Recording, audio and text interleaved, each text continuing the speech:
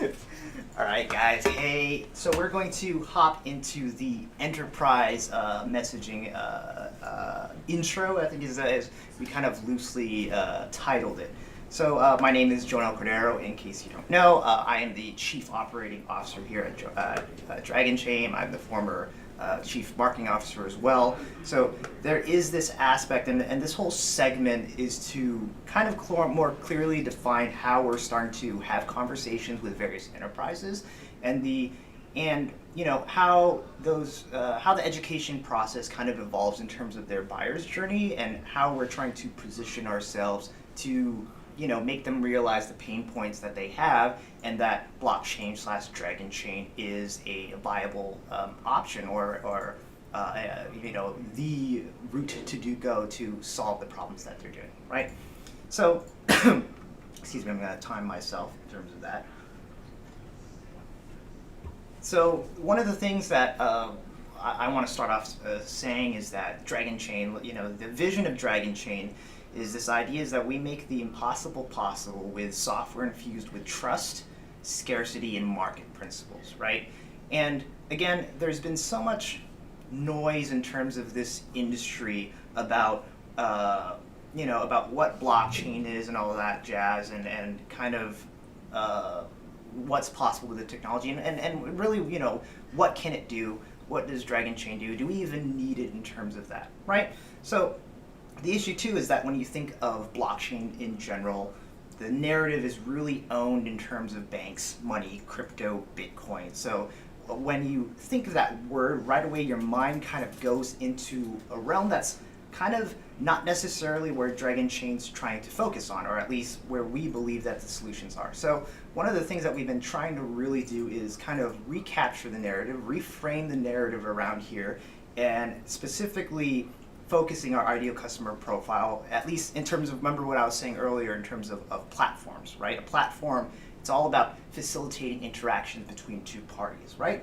There is that level of, we have verification, turnkey, that you can use at any time, but now we're trying to get more and more enterprise customers, larger customers, to facilitate that growth, and this, so that the two just keep growing together, right?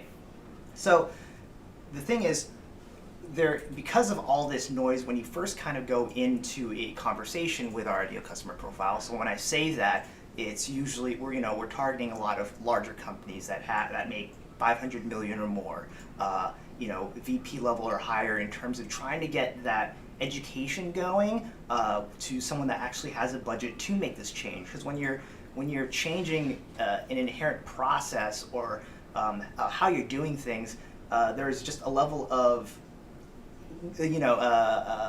level of title that you need to be able to facilitate this change, especially early on in the tech adoption phase, right?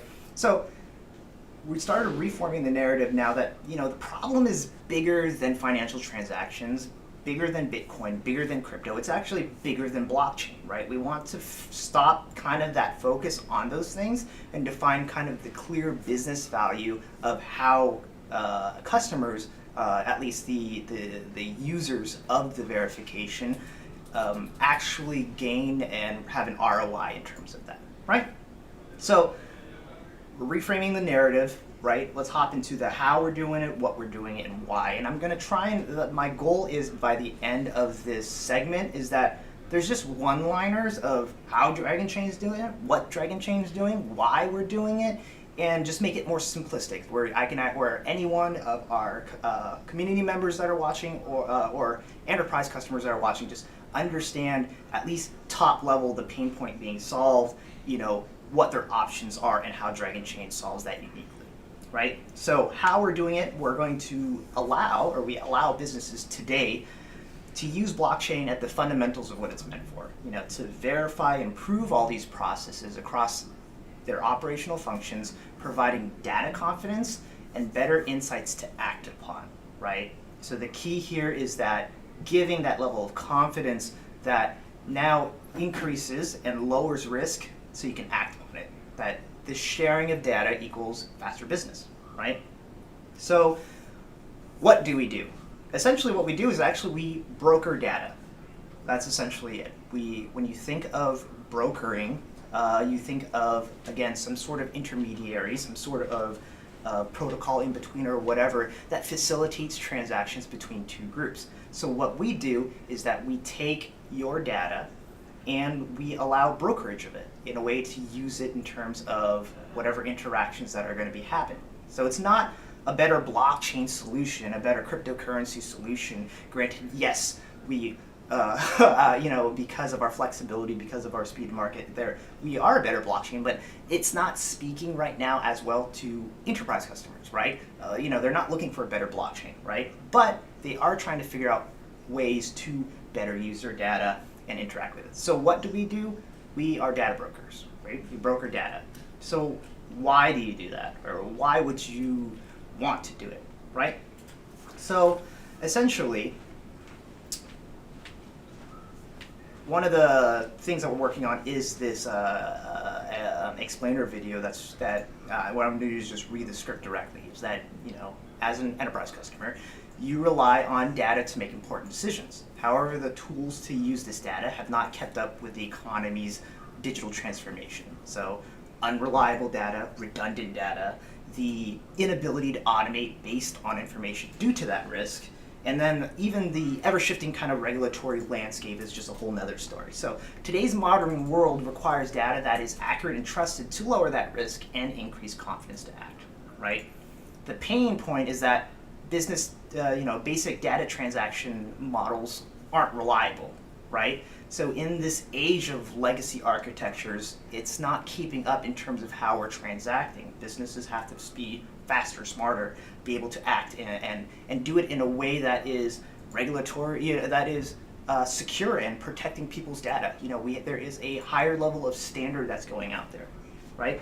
So we're going to look at three things. We're going to look at people, process, and technology, kind of like the really core, basic, or kind of fundamental things of how a business operates, right? So what the pain points that customers or people are having right now is that with their technology, they have all these unreliable pools of data. There's all these data lakes that we don't know exactly how that it was achieved. Maybe you could throw some machine learning or something into it so you could start to see the, but it's, there's a level of risk that you're taking as a business, by taking in this data and utilizing this data, right? When it comes to people, there's broken security processes in terms of access. So we were talking about this earlier with Dragon Factor.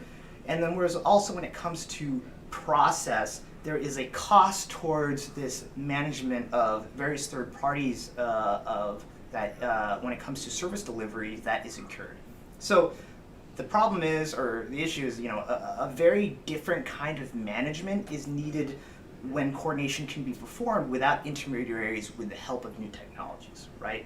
So at the end of the day, if you want confidence in your data, you want DragonChain. So if you want data confidence, you want DragonChain, right? So what do businesses want to do? So this is where, okay, you're coming out here, you're a VP of operations, innovation, whatever, and what is it that will actually give me a return on investment? So essentially what you want is you want your business to be delivered similar to a utility, right? So think of how you receive water or how you receive electricity. It's fast, it's always available, it's charged for exactly what you use, and it's really, managed in a way that where your electricity is coming from, and in most parts where your water is coming from, and that it's X amount of availability for that, right? So imagine now if you and your partners and your customers, your ecosystem within your specific business could treat data in a way that you treat water or electricity, right? That as data comes in and comes out, services on a micro level, that you could treat that the same way that you treat water, the same way that you treat electricity. So there's this new standard of exchange that's coming, and DragonChain is not just blockchain. This is the narrative that we're switching to, but we offer data confidence, microprocess execution, and decentralized entity, right? And how we do that is that we utilize blockchain as one of the technologies because those connections rely on shared data that is immutable, that's trusted and transparent, that can't be done with legacy systems that are out there right now.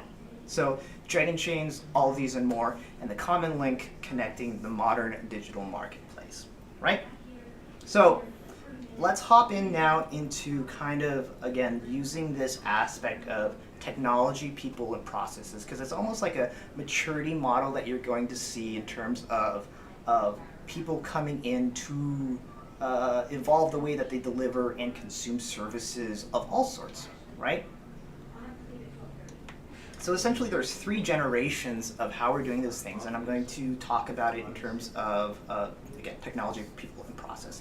So on the technology side, you know, the first generation, and we're going to use a cab or the cab industry or hotel industry or supply chain kind of as our examples, and that there's that level of first manual, you know, direct contact, eye contact directly, right? So when technology is non-existent, those tools aren't there to do it. The really old school ways that you research for a cab, you research for a hotel, you research for a supplier of some sort, you look for them, you call them, you know, it's all direct interactions that you're doing that has that level of research that you need to do, right? The second generation are now platforms, right? You interact with a specific third-party platform, such as an Uber, such as a Lyft, such as an Airbnb, and that platform facilitates the interactions between the 2 ecosystems, right? So you set up Uber, or you set up Lyft, and you then can use it in terms of that, right? You can now use that platform technology to for your cab riding needs, for your hotel needs, you know, whatever service that platform is providing, you could use that third-party service, right? The third level in terms of where it's going is more so that not using specifically a platform of sorts, but just a protocol of value to interact with the businesses and services that I need directly, right? Essentially that all you're going to do is set up rules of how you intake a utility once, and then you can use whatever cab is available, you know, in the marketplace or even directly. And I think that's one of the things that interchain will be really key in terms of into the future, is that capability to plug and play whatever service that you want to do, right? So if you think about it, where along the lines of you're using AWS in terms of for your compute power, right? There's this level, yes, there's that level of availability and scalability. However, you can't, if a competitor of sorts comes out with their own thing, you have to set up, you know, there's an out-of-band process that has to happen, and there's a cost towards those setup fees, etc., to be able to use something else. Whereas in the future, it's essentially, hey, this is how I consume all compute, and when I intake, I can intake from any source possible. So that's interchain. So again, if you want to use any blockchain possible, that's interchain, right? So that's how the technology piece expands. When you have that technology in place, what is it? You know, there's that issue of garbage in, garbage out. So the people kind of becomes the next point in the evolution, all right? So it becomes, at first, who do I trust, right? Research, and by the way, actually, let's just go real quickly with reviewing the technology. You know, it's first kind of contacting directly with like a supplier of some sort that I need to research, look up, and call and do all that things. You know, the second evolution is I set up a platform, and then, you know, I now have access to all those things, but under their control. But now the third is a decentralized, just a protocol value where now I can interact based on the rules that I set and plug and play however I choose. Okay. So now go to the people. The first kind of generation is, who do I trust? You gotta research, you gotta hire someone, da-da-da-da. Second is, now, when it comes to platforms, who do people trust? You know, the people that the brand trusts. Airbnb, right? It's all about these reputation based systems where you review after the fact. But how do you know that who they say they are, right? Other than a Twitter checkbox out there that you know, that is you are unsure exactly how that checkbox actually comes into place, right? or just simply because you trust Twitter that is the, you know, and that person has X amount of reputation-based things, you know, how do you know that that person is who you say you are? Well, you know, the solution right now is just use the legacy verification process where, all right, it seems like a lot of people are trusting it, so I'm going to trust that based on that reputation. But again, you now still have that level of risk and low confidence where you can't necessarily act upon as quickly, right? So in the future, it's all about then whose identity matches programmatically with the needs that I set, and controlled access is now streamlined. That only age 18, you know, again, it's all smart contract based access where only someone that's age 18, that is from ex-US things, that checks that they had their passport actually uploaded and verified by XXX. You know, it is these program specified access that is going to be the future in terms of that, right? So once you have the tech piece in place, then you start to do the people part of it. Now it's all about the process, right? And this is where it starts to get even more game-changing, right? Where first generation is this transaction, review, certify audit, right? That, hey, I buy Microsoft Windows XP, I have that version, but I only have that version now access to it. Yes, I have access to, you know, to be able to use it for in perpetuity as long as I want. However, now I don't have access to the latest versions, right? So that's how it was before, but when it gets to those micro levels, it's not as feasible to do, right? So then the next evolution in terms of platform-based or whatever is subscription-based. I buy a service, you know, I pay for Adobe Photoshop $20 a month, and if I don't use it though, I still have to pay. Whereas, yes, I could use it all I want, but you know, you're locked into this rate that you're not really sure if that's actually defined market value, right? The third generation is all about a tokenized micro license. It's about executing processes at a micro level, right? That the utility is tokenized actions, that now it's available almost like water, almost like electricity. That X amount of edits from Photoshop, I want 5 or I want 6, right? Actually, sometimes you don't even have to say 5 or 6. You know, just charge me exactly what I use. Same thing as like with water or electricity. That's the type of level of delivery that's going to happen where the technology is going to be set up in any sort of realm, that essentially anyone coming in, that I set up these rules in terms of in terms of how I intake these services or how I interact with service coming in, coming out, that only work with X people, that their identity matches programmatically with what I need. And now a marketplace is created in terms of those where buying and selling can happen of those services at a utility level, right? So that's where it is where DragonChain becomes your data broker, right? Any sort of, going back into the vision where we make the impossible possible using market values, scarcity, anything that could be digitized or anything that has utility or whatever can be tokenized and have a marketplace set up in between them, right? So with that future, now it doesn't become like an out-of-band process, right, of essentially that. So the very kind of short-term type of things, right, or the, not the short-term, but I'm sorry, but the one-liners is that what do? Well, we broker data, right? We create a marketplace of anything everywhere, right? How we do it, we digitally transform the way that you transact in terms of intaking, so technology in terms of that. We digitally transform people and we digitally transform the processes. So your data confidence in the data that you have, the decentralized entity identity, and your tokenized microlicense. And then why do you want it that? Well, you want to deliver and receive services like a utility. Always available, fast, only what you need, and whatever you need. That's the interchain process of it. And to do that, you need to have data confidence. So that's where you start off. That's the maturation kind of model, is that start off with having confidence in your data, that that's just the way it is. Start to implement identity, people, processes in terms of those inputs coming in so you can trust even more. And then you can get to the level of where your lawyers are saying, hey, I need X amount of confidence. Well, hey, here's a report instantaneously every single time that you can verify whenever you want, right?